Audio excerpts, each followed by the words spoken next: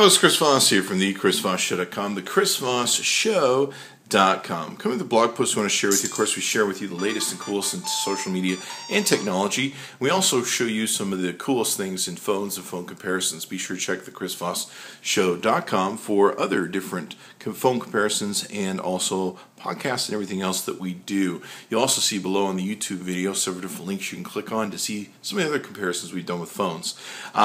This is the HTC EVO V from Virgin Mobile. I know a lot of people give me a bad time on YouTube. It says Sprint here. This is sent to us by the Virgin Mobile PR people. Sprint owns Virgin Mobile, for those of you who are not aware of that fact.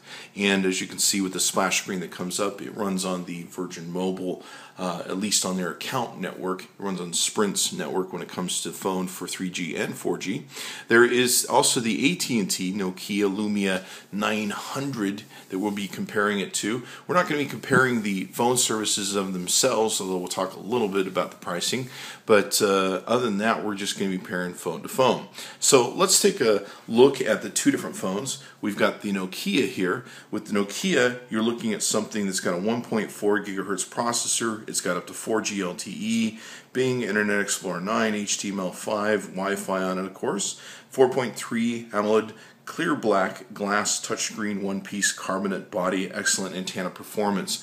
One of the cool things about the Nokia is it is a unibody where the body is one piece, thereby giving you better antenna performance or avoiding some of the iPhone phone gate stuff that went on with the antenna gate, I suppose you'd call it. Now, what else do we have in here? It has Carl Zeiss optics on the back here. The back has a 8 megapixel main camera, dual LED flash, autofocus. It's got a 1 megapixel camera in the front, and it's got video calling. You got up to 7 hours talk time, 4.3 inch display, of course, we covered. One of the other things about it is it uses Zune. It's got a 16 gigabyte internal memory, plus you've got SkyDrive cloud storage, 512 SD RAM, and all that good stuff. So it's a great phone. Let's get into the comparisons with that with the HTC. With the HTC, you're looking at, on the specs, a 1.2 gigahertz processor. It's got Android 4.0 on it, whereas the Nokia is running the Windows 7.5 version of Windows Mobile. It's got a 8 gigabyte card that's usually included from Virgin Mobile. It's got memory up to 32 gigs, which is not included. You can expand that memory. That's using the micro SD card. It's got a battery talk time of 6 hours. It's got up to 3 or 4G, of course. HDMI output, which is very cool. So you can output this to an HDMI screen. And let's see what else we have. 1730 milliamp battery. It is running off of Ice Cream Sandwich, the Android 4.0. And let's see what other toys we need to have. It does have on the back a 5 megapixel camera and camcorder and a 1.3 megapixel front-facing camera. And I think that's pretty much all we need to know about some of the basics of these two phones. Now I'm going to give you my opinion on the two phones. Let's first take a look really close up at the Nokia. Now we've got a beautiful giant screen with the Nokia. It's one of the things I really love. It's got a very fast menu presence to it. Very quick, very speedy. I actually love calling on the Nokia more than I love calling on any other phone that I currently have in my arsenal, including the iPhone. For some reason, it just has great clarity with calling. It has great sound. People can hear me best. Part of it comes from the design that's very similar to the iPhone, where it has the speaker on the bottom, you can see there. And then I think it has the microphone hole there in the top. You can also see your earphone hole, your power connector, charger, and also the SIM card place, so you can put the SIM card. Down the left hand side, it's just one single piece, and on the buttons here, you've got a rocker button up and down, you've got a power button, and you also have its own camera button, which is very cool. So one of the interesting things about the phone that I really like is that, like I said, it's built like an iPhone, so it works very great for speakerphone. I love calling on this phone. It's one of my favorite phones to take and call on. On the back here, you can of course see the Carl Zeiss camera. You can kind of see the little nice tag they put on it, and also the flash. Now, I love the phone. When it comes to speed, the phone's very fast. You get used to the colors in the big context of the type font. It's very easy to get used to. The tiles are very cool.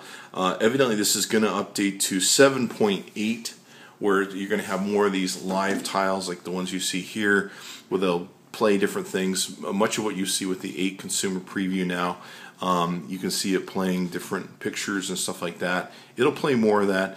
Unfortunately, it's not going to be updated to the 8.0 software that's coming out for Windows Mobile that will integrate with Windows 8, and that's one of the downsides of it. It does have Xbox Live. One thing you run into with the Nokia, though, is of course with the marketplace that you run into, which is their app store. It's very limited on apps that you can take and get. Now, it does have some pretty good apps. There are apps on here that you will find on both on Android and iPhone. What's interesting, though, is you will pay a little bit more for those apps than you would on the other two marketplaces. Partially probably because it's a little bit, I don't know, from what I've heard, it's harder to develop for the Windows platform, and then also it's not as popular, so thereby developers have to make more money. The screen is beautiful. It's great to watch movies and videos on. Unfortunately, you can't get stuff like Netflix and Hulu on it, which is kind of a downside. And unfortunate that way, because you really would like to enjoy watching movies. YouTube, you can take and get movies on. Of course, it's got a Vimeo app in it. And let's go ahead and cancel out of this. But you can see some of the different menus that we have. The calling menu is fairly easy to take and use. Let's go into a calling menu. You can see here. One thing I don't like about it is when I want to exit out of a call or do different things, I run into different issues with being able to exit out quickly. The buttons are really small. But other than that, it calls really well. The sound on it's really well. The other beautiful thing is it's got a hard case, so if you do drop it, it's got a better potential to take a hit. The other thing that we like about the Nokia is that it plays very well with gaming. It holds very well right here, and with gaming it's got a little bit of a clip that's on here that goes around the outside of the screen. And what it does, it makes it very easy to be able to watch videos and also be able to play games. You do sometimes tag this Bing search area, and you find that with a lot of Androids too. So that's one of the issues you run into. But I do love the Nokia phone. I think it holds a lot of promise to what Windows can possibly be in the future. And of course, they need a lot more work. You can see here some of the different programs that you can take and add to it and stuff like that. And a lot of the main ones are getting there. With the advent of some of what's being developed, you can see really, really cool stuff on here. They've got some really great programs like Weave. Weave is a program that I've only been able to find on the Nokia, on the Windows platform, I should say. And it has some really great, beautiful ways of presenting news and everything else that's pretty awesome. So, like the Windows Phone for a lot of different elements, it's a great phone if you're not into apps or if you're not into camera work. It's not the greatest camera in the world, but we'll talk about that some more as we compare it to the HTC. Let's move on from the Nokia, and we'll go to the HTC EVO V. Now, this is something you can get from Sprint, where these are markedly different from their two different hosts, where this one is Sprint and Virgin Mobile, and AT&T is very separate. With Sprint, you're buying the phone outright. You buy the phone, I believe this is $299 currently at the time of this recording, and you're done. There's no contract, no long-term engagement. With AT&T, you're stuck for 2 years, as you are with most carriers.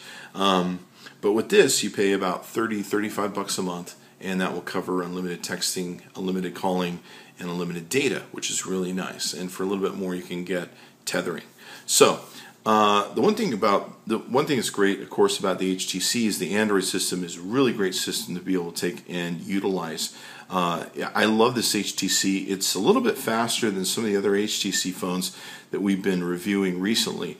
We really like the speed on it, how responsive it is. It's very quick, very fast. It rock and rolls when you need it to. And so we really like the speed for it. If you really think you're downgrading by going with Virgin Mobile or Sprint, you're really not. This is an awesome freaking phone to use. You've got 4G speeds you can easily do to it. You've got all the things you can do with Ice Cream Sandwich. And honestly, for the price you're going to pay for it, it's an awesome rocking phone.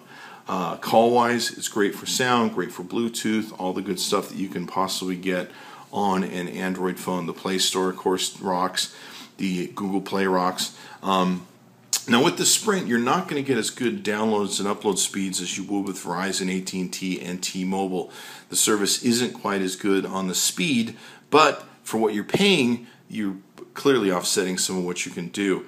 I saw a diagram on the Sprint Virgin Mobile site where they talk about how by buying this phone outright and not paying a 2-year contract fee, you can save about $1,000 to $1,200 a year over an AT&T or Verizon bill. It definitely is enticing from that point of view, because if you can save $1,000, well, $1,000 is $1,000 last time I checked, and that's for some people. Maybe you can put that money towards a better thing, or save up and buy a really nice phone someday that costs a lot of money, or whatever you want to do. Buy one for your kids and all that good stuff. That's the other great thing about something like this. It makes it a great family phone, because you can put your kids on a $35 plan or $30 plan, or even less than that if you want to go less. But basically you can make it so that they're not going to have the overages. They're going to cost you a fortune, as you would with other carriers. So I love the 4.0 on here. Let's talk about what the phone looks like. You can see there's a speaker here. We've got a front-facing camera, as we talked about before. On the bottom, we've got your search. We've got backspace. We've got a menu, your home button. On the very bottom, we have kind of a place where you can pull this apart. I'll show you how it works in a second. Now, what's really different about this phone, and you're not going to find this on a lot of phones, is it has 3D camera mode that it has available to it. It has 2 cameras in the back and 2 flashes, actually. We'll talk about what that does, but you can switch between 2D camera mode and 3D camera mode, and you also have a shutter camera button. You have a rocker that's right here for volume up and down. On the top, you have the power button. You have the earphone button. You also have a microphone area there, and then there is your power charger area and all that good stuff. Now, what you can do is you can pull this apart, and in the back here, what you'll have is a place where you can put your SIM card. What's really nice about this phone is you can save to the SIM card your photos and videos, and then just be able to easily plug those into a computer and watch them or share them with friends. And of course, you've got a removable battery, which makes it really nice. On the Nokia, you don't have a removable battery. So let's take and do this. And removable batteries are really cool, because if you're using batteries a lot, and the Android tends to not have the greatest battery in the world overall when it comes to the Android product, you can easily switch between the batteries and be able to keep on rocking as you go. So the great thing about the HTC 2 also is it's going to work with Netflix, and I believe Hulu Plus it works with, and most of your different apps and everything else. In fact, let's double check Hulu Plus, because I have a ton of Android phones. I'm going to make sure I tell you the right thing here. Let's double check with Hulu Plus and make sure it works. I know it's on this phone, so therefore it must be here. And maybe I'm losing my mind. There's Hulu Plus. Let's check out Hulu Plus, and I'm pretty sure it works from what I recall. Yes, you can go ahead and use Hulu Plus with this phone. So that makes it really great. It's got all the latest software on it when it comes to, well, technically I should say Ice Cream Sandwich. There are a few versions of Ice Cream Sandwich that have come out that are some small updates, and there is the Jelly Bean version that's come out. But for the most part, you're getting a phone that's pretty current. It's not back in the gingerbread area. Some of the phones that have launched recently I've seen too. Now, let's talk about the camera. One of the things you're going to have that's really cool with the camera is you have the ability to take 3D pictures. Now, I've had a lot of fun with this phone in the 3D picture element. It really is cool. We've actually gone out and bought 3D glasses, and what most people don't know is you can upload to YouTube and tell YouTube to make your video 3D, and it'll make your videos 3D. And there's a lot of different stuff you can do with that.